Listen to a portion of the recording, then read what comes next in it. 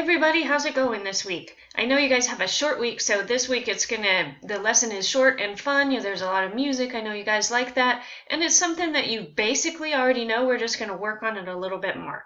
This week we're talking about L1 mix-ups. That's language one. L stands for language, one stands for one, because it's your first language, and it's the times that your first language, Portuguese, gets mixed up and you say something in the wrong way in English because you're thinking of it in Portuguese.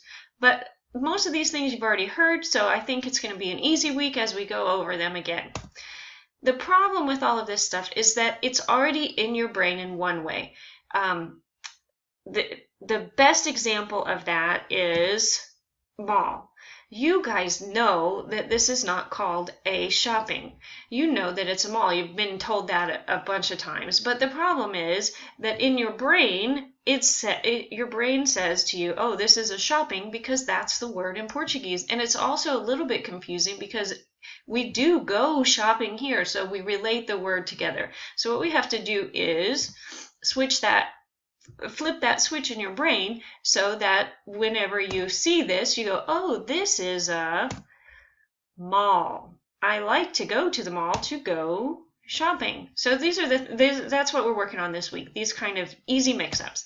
Some of them are a little bit harder because sometimes we use a different structure in the new language and it just doesn't make very much sense to our brains. Like this, in Portuguese you say, I have 7 years. So it makes sense to your brain that you would say that in the same way in English, but we can't do that. Instead we say, I am 7 years old. So it's just built differently, and that mixes us up sometimes.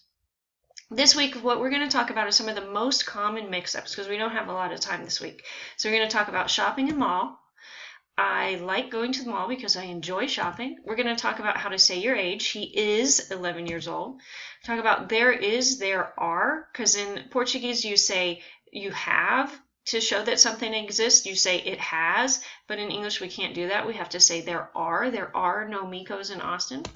How to show possession. In English we use that little apostrophe right there that can get confusing sometimes. We can't say this is the book of Jesse. Well, you can say that, but it doesn't sound very natural. We say this is Jesse's book. And to say and to tell. You tell someone, I told her to leave. You can't say, I say her to leave. You say a thing. I said what? It was time for dinner. So that's a little bit confusing. We're going to work on that.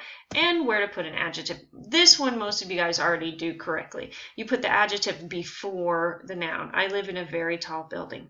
So those are the ones we're working on this week. There's lots of music this week. There are lots of videos to watch. And you know what? I just want to tell you too, we'll always make mistakes. Anytime we're learning another language, we just can't help it. Unless you were born into a family that is really, really bilingual and you're learning the languages at the same time, we're always going to make mistakes. But we're just not going to worry about it because we're already smarter than many of people in the world just because we're learning more than one language. So just keep working on it. Do your very best, and we'll try to flip that switch and make those things sound right in English. You guys know what to do. If you need me, send me a message or email or send me a message through WhatsApp or through the course. Okay, have a great week, guys.